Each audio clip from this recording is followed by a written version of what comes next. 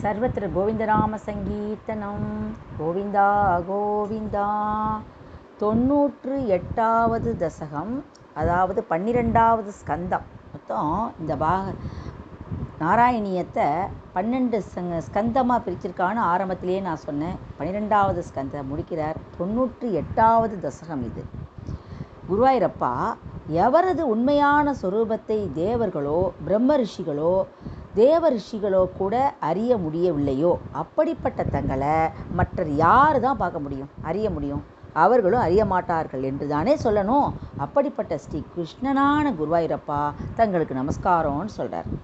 கேசவா, என்கிட்ட எதை கூறுகிறீர்களோ இந்த எல்லாவற்றிற்கும் உண்மையையே என்று எண்ணுகிறேனோ பகவானே, உன்னுடைய திருவிளையாடலுக்காக ஏற்றுக்கொண்ட சொரூபத்தை அசுரர்கள் அறிந்து கொள்ளவில்லை, தேவர்கள் கூட அறிஞ்சிக்கிறதில்லை, அவளால் எதுவுமே அறிஞ்சிக்க முடியவில்லை.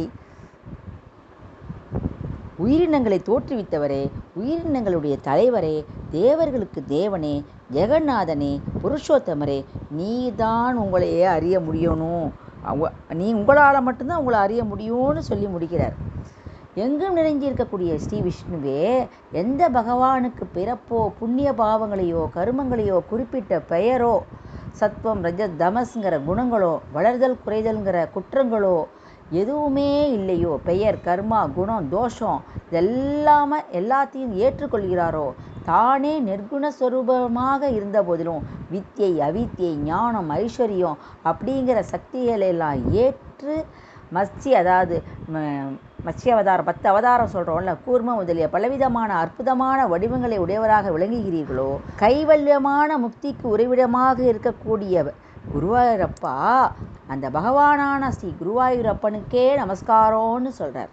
குருவாயூரப்பா தங்கள் சுரூபத்தை பசு பறவை மிருகம் முதலிய அக்னியாலையும் ஆண் பெண் பொருள் செயல் ஜாதி சத்துவங்கிற உயர்தினைனாலும் அசத்துங்கிற அறிஞர்கள் சொல்லக்கூடியது எதுவுமாவே இருக்கக்கூடிய நீ அல்லன்னு எல்லா பொருளையும் பார்த்துட்டு இதெல்லாம் வேண்டான்னு ஒதுக்கிட்டு மிச்சம் எதா இருக்கையோ அதுதான் நீ, உனக்கு நான் நமஸ்காரம்னு சொல்லிட்டு முடிக்கிறார்.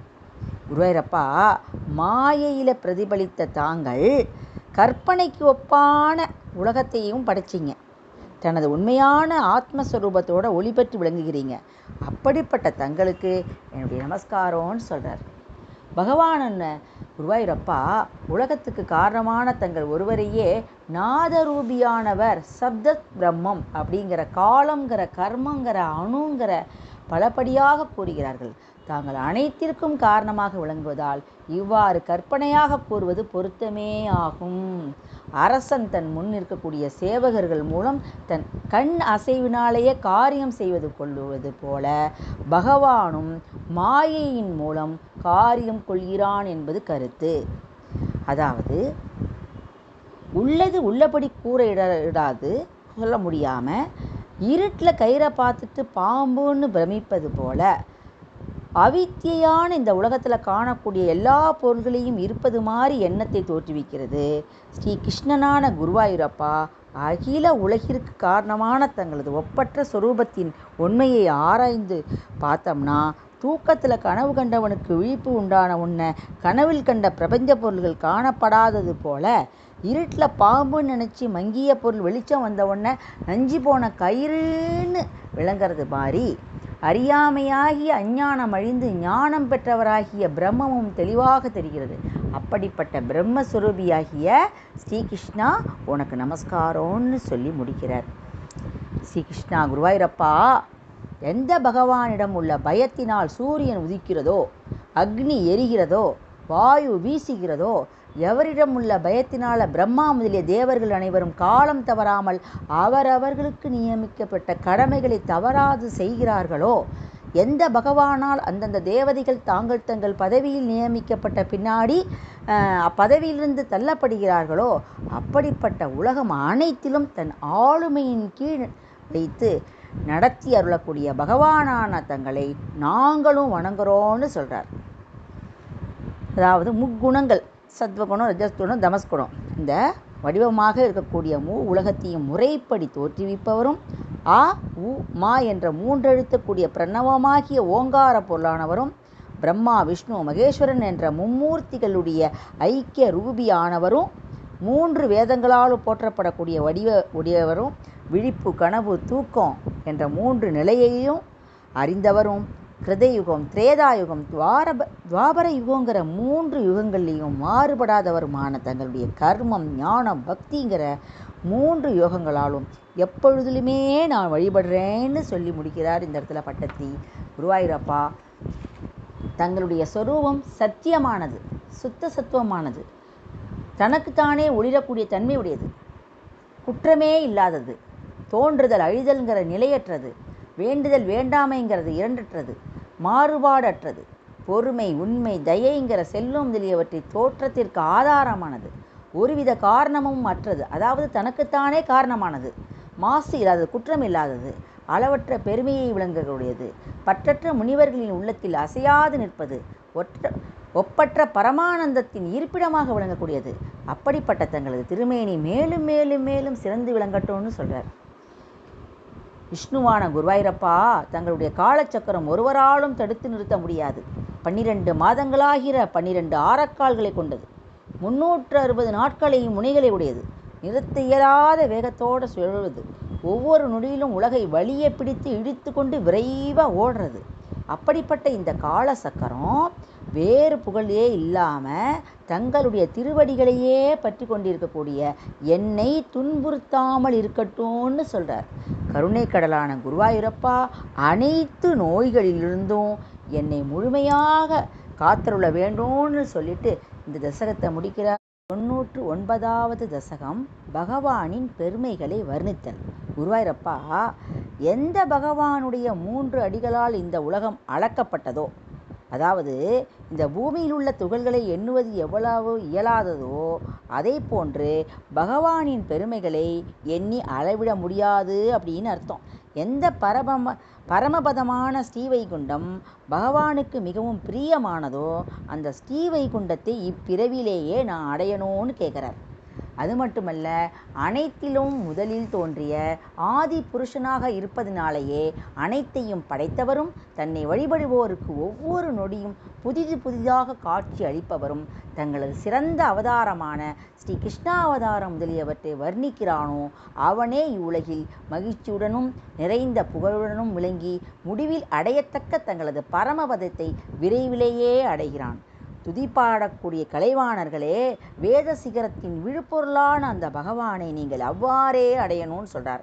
அதாவது படித்த அறிஞர்கள்லாம் அதாவது குருவாயூரப்பனுடைய திருவிடையாளர்களான கவிதைகளை பிற நல்லா அறியும்படி விளக்கமாக பாடுங்கோ, அவளுக்கு புரிகிற மாதிரி சொல்லுங்க. அதாவது படித்த பண்டிதர்களுக்கு உங்களுக்கு புரியும், மற்றவாளுக்கு புரிகிற மாதிரி எளிமையாக சொல்லுங்கோ. இது விதமான இதை விட புண்ணியம் வேறு எதுவும் இல்லைங்கிறார் பட்டத்திரி. ஸ்ரீகிருஷ்ணனாகிற தங்களுடைய நாம சங்கீர்த்தனம் செய்வதனாலேயே தங்களை பற்றிய உண்மையான ஞானத்தை நான் அடைவேனாகன்னு சொல்கிறார்.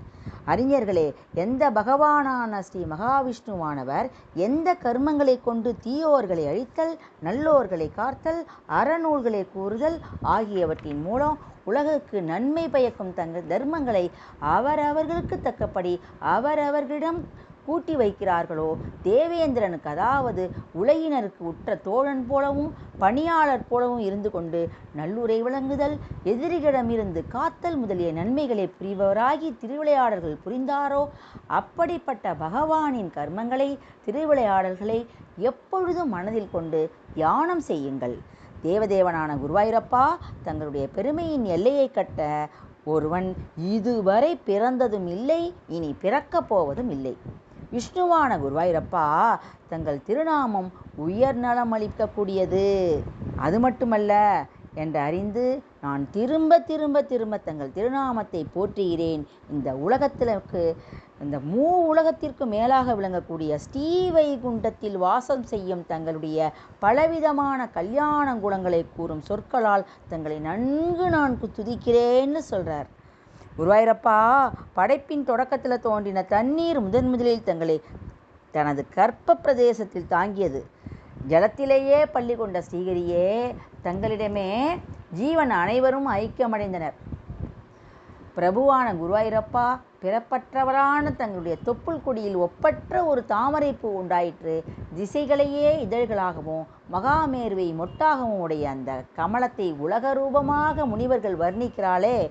உலகோர்களே, இந்த உலகத்தில் ஸ்ரீ விஷ்ணு தான் படைத்தார், நீங்கள் அதை அறிந்து கொள்ளவில்லை. இப்படித்தான் என்று வர்ணிக்க முடியாததும் ஜீவனை காட்டிலும் வேறானதுமான எந்த விஷ்ணுவின் சொரூபம் உங்களுக்குள்ளேயே, அதாவது உங்கள் இதயத்திலேயே இருக்கிறதோ அதையும் நீங்கள் அறியவில்லையே அப்படின்னு சொல்கிறார். அது மட்டுமல்ல, இதுக்கெல்லாம் காரணம் பரிதாபம். முகுந்தனான ஸ்ரீ பகவானிடத்தில் மனம் ஈடுபடவில்லாததுதான் காரணம்னு சொல்கிறார். பரபிரம்மஸ்வரூபியான குருவாயூரப்பா, ஆயிரக்கணக்கான தலைகள், கண்கள், கால்கள் உடைய தாங்கள் இந்த உலகம் அனைத்தையும் நிரப்பிக்கொண்டு இந்த அண்டத்தில் புறத்தையும் வியாபித்து இருக்கேள். இருப்பினும் மிகச்சிறியதான சிற்றம்பலமான சித்தனத்திற்குள்ள, அதாவது இதய கமலத்தில் இருக்கேள். இதுவரை இருந்தும் இருப்பதும் இனி வரப்போவும் எல்லாமே நீங்கள் தான். பாஸ்ட், ப்ரெசன்ட், ஃப்யூச்சர் எல்லாம் 3 காலமும் நீங்கள் தான். உடல் புலன்கள் ஆகியவற்றில் உட்புகுந்து விஷய சுகங்களையும் உலகியல் இன்பங்களையும் எல்லாத்தையும் அனுபவிப்பவராக இருந்த போதிலும் அவற்றில் ஒட்டாமல் பரமானந்தமான அமிர்த ரசத்தை அனுபவித்து கொண்டிருக்கிறீர்கள் அப்படின்னு சொல்லி முடிக்கிறார். ஆனந்தமயமான இந்த குருவாயூரப்பா தாங்கள் 3 உலகத்தையும் தனது சொரூபமாக ஏற்றுக்கொண்டிருந்த போதிலும் அவற்றையெல்லாம் தாண்டி அவற்றிற்கு அப்பாற்பட்டவராக சுத்தஞான வடிவமாக விளங்குகிறீர்கள் என்பதற்கன்றோ தங்களுடைய பெருமை. அந்த பிரம்மாண்டத்திற்கு அப்பால் மிக்க ஆனந்தம் நிறைந்த சொரூபமாகவே விளங்குகிறது. அப்படிப்பட்ட பெருமையுடைய தங்களுக்கு நமஸ்காரோன்னு சொல்கிறார். ஸ்ரீகிருஷ்ணா, குருவாயூரப்பா தங்களுடைய நிர்குண சொரூபமானது வெளிப்படையாக தோன்றாத அவ்யக்த சொரூபம், அறிவதற்கு மிகவும் கடினமானது.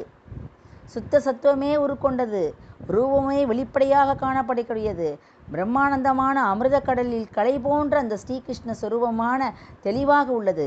ஆகவே எல்லாவற்றையும் காட்டிலும் சிறந்ததாயும் எளிதில் போற்றப்படுவதற்கு ஏற்ப பிரியமாயும் கல்யாணங்குளங்களில் அமிர்த ரசத்திலேயே மனதை கவர்வதாகவும் உள்ள தங்களுடைய மூர்த்தியையே முற்றிலுமாக அடைக்கலம் பற்றுகிறேன் குருவாயூரப்பா. தாங்கள் தான் என்னை எல்லா நோய்களிலிருந்தும் காக்கணும்னு சொல்லிட்டு வேண்டுகிறார். சச்சிதானந்தமாக உருவமற்ற பிரம்மத்தினுடைய மனதில் ஈடுபடுத்தும் அந்த மனிதர்களுக்கு சாதனையில் உழைப்பு அதிகமாகும்.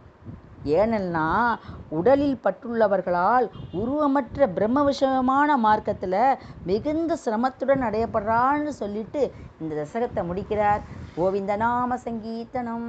கோவிந்தா கோவிந்தா.